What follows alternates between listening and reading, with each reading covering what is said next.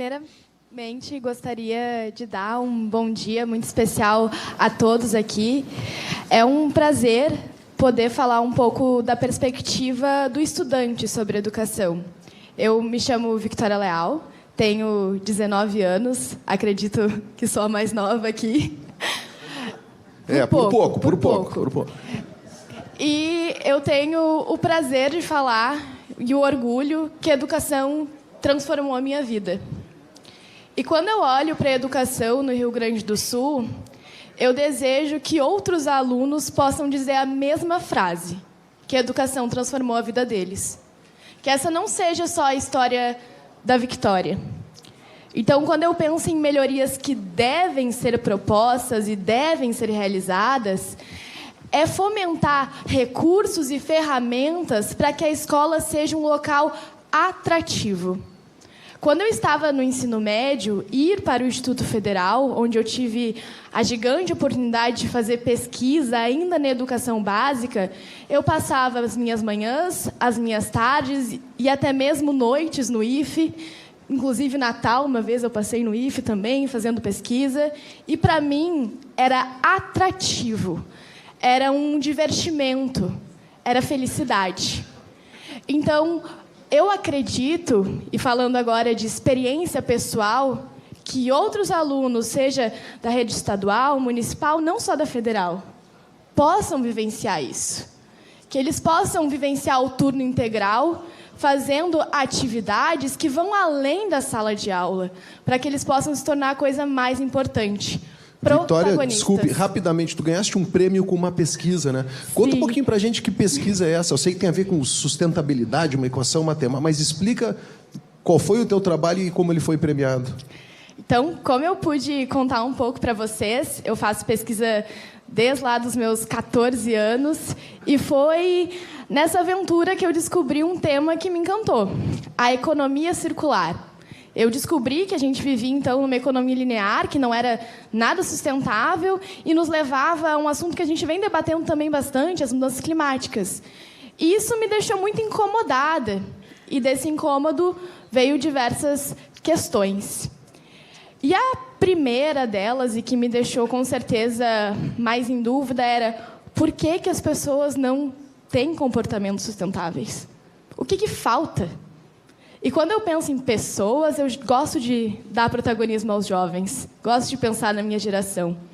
E foi por isso que eu resolvi fazer um modelo matemático, ou seja, milhares de equações para determinar o comportamento dos jovens na economia circular. E foi assim que eu, junto à minha orientadora, a professora Flávia Twardowski, coletamos mais de 16 mil dados sobre os estudantes aqui do Rio Grande do Sul, extrapolamos eles através de modelagens de equações estruturais e desenvolvemos, então, o primeiro modelo matemático a não só determinar esses comportamentos, mas conseguir predizer antes deles acontecerem, para que, assim, políticas públicas pudessem ser desenvolvidas. Espetacular. E onde é que foi esse prêmio? Então, a gente foi primeiro para os Estados Unidos, na Regional ISEF, que é a maior feira de ciências do mundo. Mais recentemente, que é o prêmio que nos dá mais orgulho, a gente foi para a Conferência Internacional de Jovens Cientistas em Belgrado, onde a gente ganhou a medalha de bronze e o diploma de melhor apresentação mundial em matemática. Bom, parabéns. Maravilha. A senhora me permite complementar?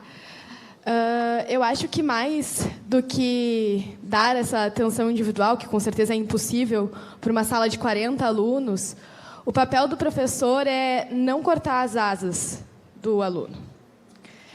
Eu estudei a minha vida inteira em escola pública e falo isso com muito orgulho. Então, eu fiz o meu ensino fundamental numa escola estadual da minha comunidade, onde a minha mãe, a minha avó, todo mundo estudou nessa mesma escola. Onde é? Na Escola General Osório, na cidade de Osório. E nessa escola, eu tive o meu primeiro despertar para a pesquisa. Eu fui falar com a minha professora de História, porque eu falei, Sora, eu quero fazer mais do que a gente está vendo aqui. Eu quero entender, e eu quero entender com a minha realidade. Eu nunca vou esquecer, a gente estava estudando Revolução Francesa. E eu queria entender como a Revolução Francesa tinha impactado a formação da democracia no Brasil. E eu falei para ela, eu quero fazer. A professora ela foi super receptiva e falou, vamos fazer. Quando a gente chegou na diretoria da escola, eles falaram, vocês não vão fazer. Porque é muito além do nível de um aluno de ensino fundamental. Eu fiquei muito triste. Foi um momento em que eu me senti desmotivada. E a escola, que era para ser um lugar receptivo e que instigasse as minhas ideias, se tornou um local onde eu não podia fazer o que eu queria, mesmo tendo apoio do meu professor, porque eu não tinha apoio da minha diretoria, porque era algo que eu não poderia fazer pesquisa no ensino fundamental. Era uma coisa fora. Desafiou a estrutura. Desafiou a estrutura. E foi por isso que eu tive que ir até o Instituto Federal da minha cidade, que eu tive a sorte que tinha em Osório, para poder desenvolver essa pesquisa. Então, olha que triste.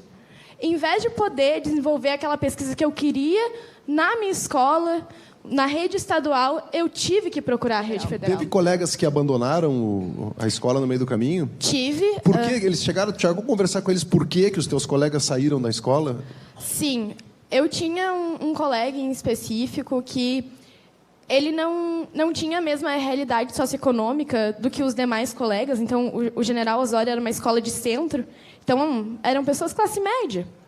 E ele não tinha essa realidade socioeconômica. E uma coisa muito triste aconteceu. Assim, ele se sentiu deslocado na escola. Ele sentia que a estrutura escolar não era para ele. Que aquele não era o local dele. E, no 8º ano, ele abandonou a escola.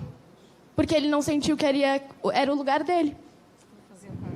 E isso é muito triste. Aí deixa eu te fazer o que a escola poderia ter feito para que ele se sentisse parte da escola? Na tua visão, né? Não estamos aqui, enfim, tirando o coelho da cartola e nem receita mágica. Mas o que tu enxergas? Eu acho que da mesma forma que a escola não deveria ter dito não para a minha pesquisa, a escola deveria ter dito para ele que aquilo era o lugar dele. Ter feito políticas de afirmação para ele ficar lá. Mas, pelo contrário, o que acontecia em sala de aula era muito triste mesmo, porque ele tinha uma cultura diferente dos demais colegas, e quando a pessoa não se sente parte de um determinado local, ela começa a ter um comportamento agressivo e, enfim, ele quer brigar contra tudo e todos porque ele acha que tudo e todos estão contra ele. Então, os professores xingavam ele, a diretoria falava que ele realmente era um problema da escola, e ele aceitou que ele era um problema e ele foi embora. E isso não pode acontecer. Então, quando eu falo que a escola ela precisa ser o local de motivação e atração, não é só para o aluno que quer fazer além da sala de aula, é para o aluno que não consegue nem ficar na sala de aula. A gente tem um problema muito, muito grande. E, naquela época, eu não tinha uma dimensão do que estava acontecendo. Mas, hoje, eu olho para trás e eu fico pensando, por exemplo, no meu caso, imagina se aquele não tivesse guiado o resto da minha vida. Eu, com certeza, não estaria aqui hoje. Talvez não teria feito ensino médio no Instituto Federal, talvez não ingressasse na faculdade. Poderia ter mudado o curso da minha vida porque eu ouvi aquele não. Então, a escola não pode falar não para os alunos. Eu gostei muito da tua frase, a função do professor é não cortar asas. Né? Sim. Essa frase é muito bacana, muito profunda, assim, para a gente ficar pensando nela. Né? Sai essa rua. Né? Vitória, quer falar um pouquinho sobre isso? Da distância que é tão pequena, mas é tão gigantesca. É atravessar uma rua. Primeiro, eu gostaria de complementar a fala da senhora. Quando a gente pensa em qualquer medida, qualquer número, a gente não pode olhar o número por si só. E olha que eu gosto bastante de matemática. Mas, por exemplo, se a gente for olhar para a taxa de acesso à educação básica, é praticamente universal. Todo mundo entra no ensino fundamental. 80% entram no ensino médio. O que isso quer dizer na prática? Olha o número pequeno de alunos que depois do ensino médio vão para o ensino superior. 18%, né, presidente Sanquim? Aqui no Rio Grande do Sul, 18%. Isso é um número irrisório comparado aos outros. E mais, olha o gigante número crescente de analfabetos funcionais. Então, quando a gente olhar para esses números e para essas medidas, não basta dizer que as pessoas acessam a educação, se a taxa de evasão escolar cresce e se não é oferecido qualidade. Então, quando eu penso em medidas, para verificar se a educação realmente é de qualidade e é transformadora, a gente precisa pensar numa abordagem plural, de muitos números, com certeza, mas olhando de maneira holística. E pensando agora nessa ponte, eu vou falar um pouco do Instituto Federal, onde eu estudei. Ele é localizado num bairro mais periférico de Osório.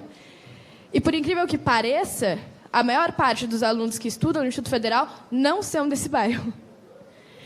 E, muitas vezes, eles não são nem de Osório. Eles vêm, então, dessas outras cidades da região ali do litoral, Tramandaí, Capão da Canoa, todas essas outras cidades. Então, fazer essa ponte e entender que aquele é o local do aluno, independente da realidade que ele vem, é muito difícil. Então, o caso do Caldeira é um caso que se repete em diversas localidades. É triste, mas a gente tem que pensar em formas de que o espaço está ali, ele precisa ser acessado. O Instituto Federal de Porto Alegre, também, do ensino médio, é localizado na Restinga, que é um bairro periférico de Porto Alegre. E, por incrível que pareça, também não é a maior parte dos alunos da Restinga. São outros alunos que vão ali pensando nas oportunidades e etc. Trazendo aqui ter uma estrutura física no lugar, às vezes não se consegue atravessar a rua e chegar no lugar, que é a mesma coisa que acontece no Caldeira. Tem uma escola ali, mas a pessoa que está ali do lado, ela precisa atravessar a rua para entrar na escola. Acho que é uma realidade. Bom, que responsabilidade dar um fechamento sobre educação. Tenho certeza que todos aqui, especialmente nesse painel, poderiam ficar falando horas sobre esse tema que é tão importante. Fazendo decoro às últimas falas, eu comecei falando que eu não queria que a minha história fosse única, porque eu não quero ser uma ilha de excelência. Então, complementando também, o catalisador da minha história foi oportunidade. Na minha família, eu fui a única e a primeira a viajar fora do país, por conta da educação. E o que fez isso? Oportunidade. Hoje eu sei que o meu irmão mais novo, ou os meus primos mais novos, e outros jovens, veem isso porque a oportunidade me modificou. Foi um catalisador. Eu atravessei a rua. Mas o que falta para que outros jovens atravessem essa rua? Eu sempre falo, uma frase do Paulo Freire, que a educação ela não muda o mundo, ela muda pessoas e as pessoas mudam o mundo. E eu falo por experiência pessoal. Isso aconteceu. Então, quando a gente fala de educação, a gente não está falando só de investimento numa pauta específica. Quando a gente investe em educação, a gente investe no meio ambiente, na economia, no setor social, nas empresas, nos profissionais do futuro. A gente investe na sociedade como um todo. Então, quando a educação não é falada ou não é pauta, não é o principal, o futuro não é o principal. Porque a educação não é um futuro melhor. A educação é o futuro. Então, eu acho que é essa mensagem e perspectiva de que falar de educação é falar de futuro que a gente tem que sair daqui de hoje. Muito obrigada.